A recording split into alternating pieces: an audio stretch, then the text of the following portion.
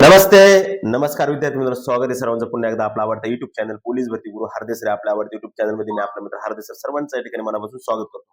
विद्यार्थी मित्रांनो, सर्वांना एक महत्वाची गोष्ट, आपला आजचा हा भाग 5वा शिपाई पदाचा जे पेपर विश्लेषणची आपली जी सिरीज चालू आहे ती भाग 5वा आज आपण घेतोय.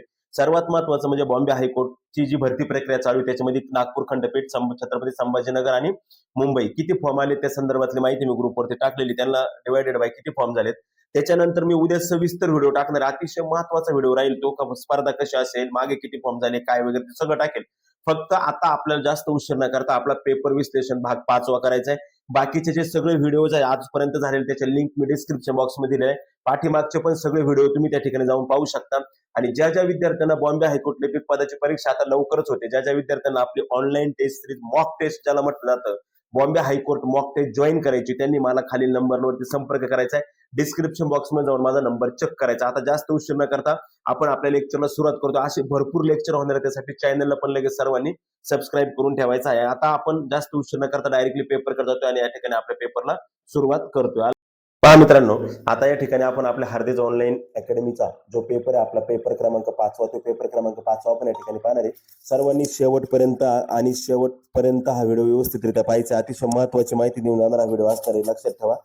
कोणी मिस करायचं नाही. आणि ज्या विद्यार्थ्यांना ऑनलाईन टेस्ट सिरीज जॉईन करायची आहे त्यांनी माझा हा नंबर दिसतो तुम्हाला, या नंबरवरती तुम्ही मला संपर्क करायचा आहे. मित्रांनो, पहिलाच प्रश्न घेतो आपण, कीबोर्डमध्ये फंक्शन की किती असतात. मित्रांनो, कीबोर्डची जी वरची लाईन असते, इस्कॅपच्या पुढचं जे वरची लाईन आहे ते आपल्या फंक्शन की असतात. त्याच्यानंतर साऊंड म्यूटचं असतं, त्याच्यानंतर साऊंड आणि त्याच्यानंतर व्हॅल्यूम. त्याच्यानंतर आपल्याला असतं आपली याची कीबोर्डची लाईट असते आणि बॅकस्पेसची कॅप्स लॉकची लाईट असते. लक्षामध्ये मग टोटल असे जे कीबोर्डमध्ये ज्या वरच्या की आडव्या पट्टी त्या टोटल किती असतात, 12 फंक्शन असतात. किती असतात मित्रांनो, 12. लक्षात ठेवा, वरची जी पट्टी असते पूर्ण ही जी कीबोर्ड मधली फंक्शन्स की असतात. नेक्स्ट क्वेश्चन का, पुढच्या क्वेश्चन, मायक्रो प्रोसेसर कोणत्या पिढीचं संगणक दर्शवतो. मित्रांनो, मायक्रो प्रोसेसर कोणत्या पिढीचा संगणक दर्शवतो, चौथी जी पिढी आहे चौथ्या पिढीचा हा संगणक दर्शवतो. किती वेळा, चौथ्या पिढीचा. ओके, चला पुढे पाहूया मित्रांनो. आपण पुढच्या प्रश्नात जातो. जंक ईमेलला काय म्हणतात. मित्रांनो, जंक ईमेलला जर आपल्याकडून एखादा ईमेल जर जंक झाला तर त्याला आपण तो कुठं दिसतो आपल्या, काय म्हणतात, त्याला स्पॅम म्हणतात. काय म्हणतात, स्पॅम. लक्षामध्ये जो इनबॉक्स मध्ये मेसेज दिसत नाहीत आपल्याला ते. ओके, त्यानंतर पुढच्या क्वेश्चन का जातो मित्रांनो आपण, भारतात सायमन कमिशनचे आगमन कधी झाले. अतिशय महत्वाचा क्वेश्चन, भारतात सायमन कमिशनचे आगमन कधी झाले. अशी इतिहासाचे छोटे छोटे क्वेश्चन महत्वाचे तुम्हाला या ठिकाणी येणार आहेत. तर मित्रांनो, भारतामध्ये जे सायमन कमिशनचं आगमन झालं होतं आपल्या माहिती 3 फेब्रुवारी 1928. 3 फेब्रुवारी 1928 ला सायमन कमिशनचं भारतामध्ये आगमन झालं होतं. आणि सायमन कमिशनचं जे पहिलंच पुढचं जे पाऊल असेल ते सायमन कमिशन आलं, नेहरू अहवाल, रिपोर्ट अहवाल वगैरे वगैरे, त्या संदर्भात सगळ्या माझ्या माहिती त्या 1829 आणि 30 या दोन जे वर्ष, 28, 29 आणि 30 ह्या 2 वर्षामध्ये इतिहासाच्या खूप घटना घडलेल्या, त्या पण तुम्ही वाचून घ्या, कारण त्याच्यावरती बऱ्याच वेळा क्वेश्चन या ठिकाणी आलेला आहे. त्यानंतर पुढच्या क्वेश्चन का जातो मित्रांनो आपण, पुढचा क्वेश्चन होता, अलीपूर बॉम्ब प्रकरणात अरविंद घोष यांची बाजू कोणी मांडली होती. अलीपूर बॉम्ब प्रकरणात अरविंद घोष यांची जी बाजू होती बाळांनो, ती बाजू मांडली होती सी आर दास दत्त यांनी ती बाजू या ठिकाणी मांडली होती.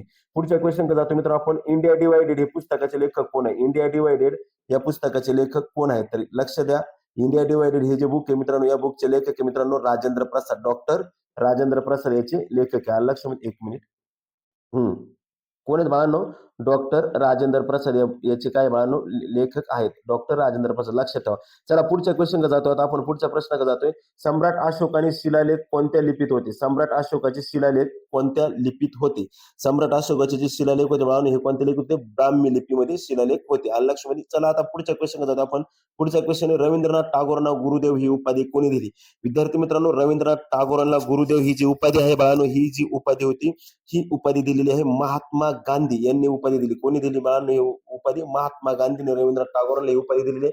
रवींद्रनाथ टागोरांचं लक्षात ठेवायचं, 1913चा जो पहिला नोबेल पुरस्कार भेटला आपल्याला साहित्याचा गीतांजलीला, तो रवींद्रनाथ टागोरांना भेटलेला आहे. आणि लक्षमध्ये. त्यानंतर 1911ला जे जनगणमन गायलं गेलं, त्यानंतर 1896ला वंदे मातरम गायलं गेलं, दोन्ही पण अधिवेशन कोलकाता या ठिकाणी झालेली होती. त्या लक्षमध्ये. महत्वाचं आहे यांच्याशी संदर्भात, पण ते पण तुम्ही पाहू शकता. पुढच्या प्रश्नाकडे आपण जातोय बाळांनो. पुढचा क्वेश्चन क्रमांक 9 कडे जातो आपण. गांधीजींचे आध्यात्मिक गुरु कोण होते? आता नीट लक्ष द्या इकडं. गांधीजींचे आध्यात्मिक गुरु कोण होते? मित्रांनो, गांधीजींचे आध्यात्मिक गुरु विचारले आहेत, राजकीय गुरु नाही. लक्ष द्या. गांधीजींचे आध्यात्मिक गुरु होते मित्रांनो लिओ टॉल्स्टॉय, हे गांधीजींचे आध्यात्मिक गुरु होते. आणि गांधीजींचे जर राजकीय गुरु विचारले, गांधीजींचे राजकीय गुरु कोण होते? तर आध्यात्मिक कोण होते? Leo Tolstoy.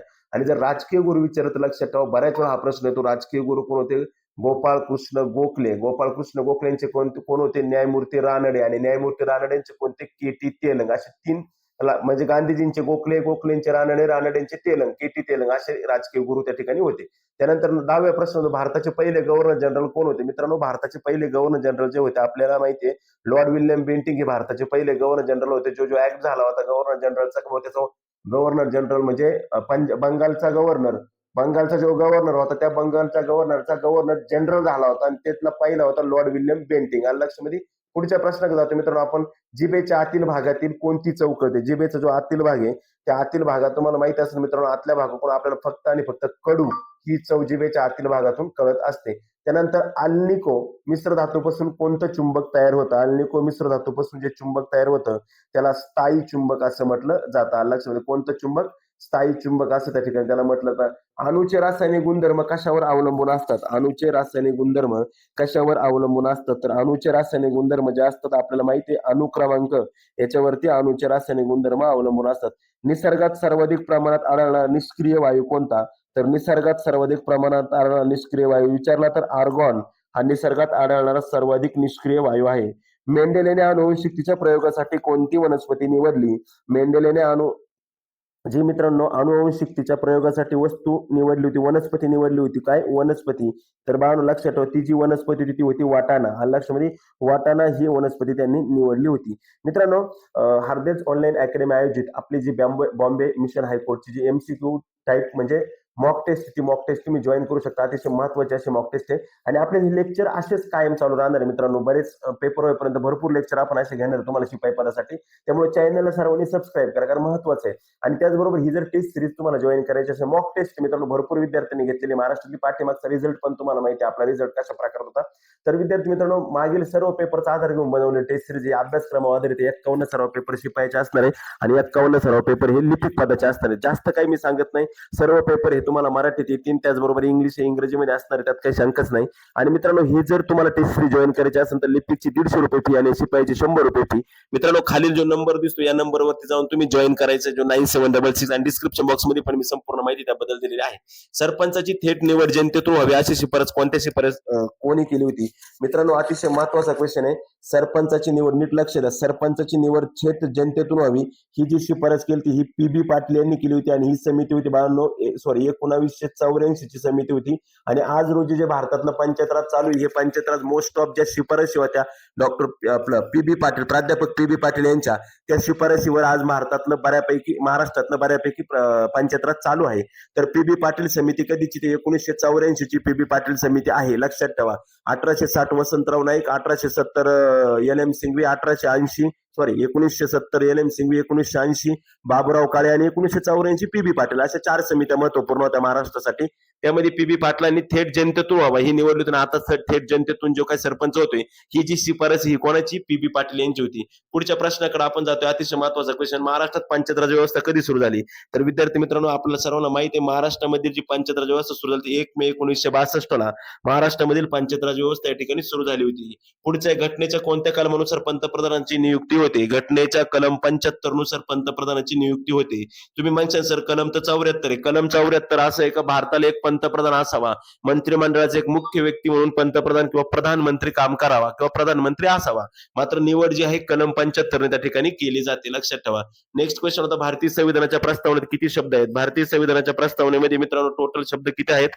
तर लक्षपूर्वक इकडे लक्ष द्या.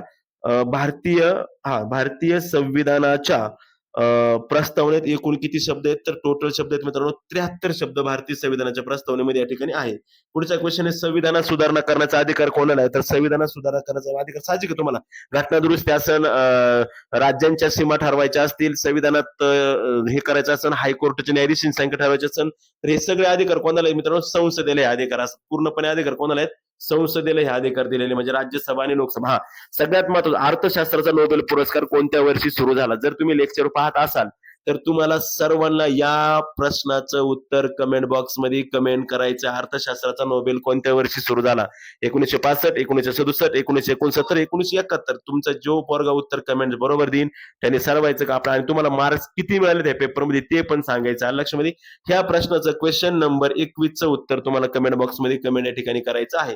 पाहूया किती विद्यार्थी बरोबर उत्तर देतात. इराणचं चलन कोणतं आहे मित्रांनो? तुम्हाला माहिती आहे इराणचं जे चलन आहे रियाल हे इराणचं या ठिकाणी चलन आहे. त्यानंतर पुढचा क्वेश्चन होता मित्रांनो, विजय केळकर समिती कोणत्या विषयाशी संबंधित आहे? विजय केळकर ही जी समिती होती मित्रांनो, ही समिती होती कर सुधारणा या क्षेत्राशी संबंधित होती. कोणत्या? कर सुधारणा क्षेत्राशी ती संबंधित होती. त्यानंतर पर्यावरणातील ऱ्हास दर्शवण्यासाठी कोणती वक्ररेषा वापरतात? तर पर्यावरणातील ऱ्हास दर्शवण्यासाठी जी वक्ररेषा तिला कुझनेट नावाची जी वक्ररेषा असते ती त्या ठिकाणी दर्शवतात. संपूर्ण भारतीय मालकीची पहिली बँक कोणती? तर संपूर्ण भारतीय मालकीची जी पहिली बँक आहे मित्रांनो ही आहे टोटली पहिली बँक म्हणजे पंजाब नॅशनल बँक. जुनी बँक आहे, मोठ्या प्रमाणात जुनी बँक आहे ही पंजाब नॅशनल बँक संपूर्ण भारतीय मालकीची पहिली बँक आहे. त्यानंतर मित्रांनो पहिल्या रेड ट्रेनला हिरवा झेंडा कुठून दाखवण्यात आला होता? तर पहिल्या रेड ट्रेनला जो हिरवा झेंडा दाखवण्यात आला होता हा रोड ट्रेनला नागपूर या ठिकाणाहून तो दाखवण्यात आला होता. त्यानंतर 2025चा रॅमन मॅगसेस पुरस्कार कोणाला मिळाला? तर 2025चा जो रॅमन मॅगसेस पुरस्कार तुम्हाला माहिती आहे एज्युकेटर एनजीओ जी संस्था काम करते त्या संस्थेला हा पुरस्कार या ठिकाणी मिळालेला आहे. त्याच्यानंतर मित्रांनो पुढचा क्वेश्चन होता मुंबई उच्च न्यायालयाचे मुख्य न्यायाधीश म्हणून कोणाची नियुक्ती झाली आहे? तर मुंबई उच्च न्यायालयाच्या सध्याचे जे मुख्य न्यायाधीश आहेत मित्रांनो हे कोण आहेत मित्रांनो? श्री चंद्रशेखर हे मुंबई उच्च न्यायालयाचे मुख्य न्यायाधीश आहे. आयएमपी क्वेश्चन आहे, अतिशय आयएमपी क्वेश्चन आहे, लक्षात ठेवा. त्याच्यानंतर पुढचा क्वेश्चन होता भारतातील पहिले हिंदी माध्यमातील एमबीबीएस कॉलेज कुठे सुरू झाले? भारतातील पहिले हिंदी माध्यमातील जे एमबीबीएस कॉलेज मित्रांनो हे मध्य प्रदेश या ठिकाणी काय झालेले सुरू झालेलं आहे. त्यानंतर पुढचा क्वेश्चन महाराष्ट्र भूषण पुरस्कार 2024 कुणाला देण्यात आला? महाराष्ट्र भूषण पुरस्कार 2024 तुम्हाला माहिती आहे नुकतं ज्यांचं निधन झालं ते राम सुतार यांना महाराष्ट्र भूषण पुरस्कार 24 देण्यात आलेला आहे. विद्यार्थी मित्रांनो अतिशय महत्त्वाचे प्रश्न आहेत. कसं लेक्चर वाटलं नक्की कळवा आणि रोजचे नवनवीन व्हिडिओ आपल्याला पाहण्यासाठी चॅनलला सबस्क्राईब करून घ्या. असेच नवनवीन अपडेट नवनवीन व्हिडिओ रोज चॅनल ज्या विद्यार्थ्यांना टेस्ट सिरीज जॉईन करायची त्या विद्यार्थ्यांनी टेस्ट सिरीज या ठिकाणी जॉईन करून घ्या. हा जो माझा नंबर दिसतो 9766853675 या नंबरवरती तुम्ही मला संपर्क करून तुम्ही टेस्ट सिरीज या ठिकाणी जॉईन करू शकता. ओके, चला मित्रांनो बरेच विद्यार्थी पुस्तकाबद्दल विचारत असतात तर पुस्तकाबद्दल तुम्हाला थोडक्यात माहिती देतो. कोणते पुस्तकं सध्या मार्केटमध्ये आहेत किंवा तुम्हाला कोणतं पुस्तक बेस्ट राहील वगैरे. मित्रांनो आपण जर बॉम्बे हायकोर्टला लिपिक किंवा शिपाई पदासाठी जर फॉर्म भरला असेल तर तुम्ही त्या सिरीज संदर्भात मी तुम्हाला तुमचा प्रॉब्लेम सॉल्व्ह केलेला आहे. मात्र पुस्तकाबद्दल बरेच विद्यार्थ्यांची विचारणा करत असतात सतत, सर आम्हाला बुक हवंय कोणतं बुक घेऊ? तर मित्रांनो बरेच बुक घेण्यापेक्षा तुम्हाला मी अतिशय सुंदर आणि एक महत्त्वाचं एक बुक सजेस्ट करेन का जे महाराष्ट्रात सर्वत्र उपलब्ध झालेले मित्रांनो स्मार्ट स्टडी पब्लिकेशन नांदेड यांचं पुस्तक आहे मित्रांनो. मुंबई उच्च न्यायालय लिपिक आणि शिपाई या सर्व पदांसाठी अत्यंत उपयुक्त असणारं भारतीय न्यायव्यवस्थेविषयी विशेष पुरवणी असणारं संपूर्णतः नवीन बदलत्या पॅटर्ननुसार असलेले एकमेव पुस्तक आहे मित्रांनो. याच्यामध्ये लिपिकच्या 2019, 20, 23, 25च्या पेपर जे 4 पेपर आहे लिपिकचे झालेले पेपर आहेत पाठीमागचे. त्याच्यानंतर शिपाईचे 4 पेपर झालेले आहेत. त्याच्यानंतर 22 संभाव्य पेपर आहेत लिपिकचे. शिपाईचे 21 पेपर आहे. त्याचबरोबर जिल्हा व सत्र न्यायालयाची जी आत्ता भरती झाली डिस्ट्रिक्ट कोर्टची त्याच्यामधले लिपिकचे 6 पेपर आहेत आणि शिपाईचे 13 पेपर असे टोटल 70 पेपर मित्रांनो तुम्हाला या ठिकाणी या बुकमध्ये भेटणार आहे. विठ्ठल नागनाथ राऊतवार सर लिखित स्मार्ट स्टडी हे पब्लिकेशनचं अतिशय महत्त्वाचं पुस्तक आहे.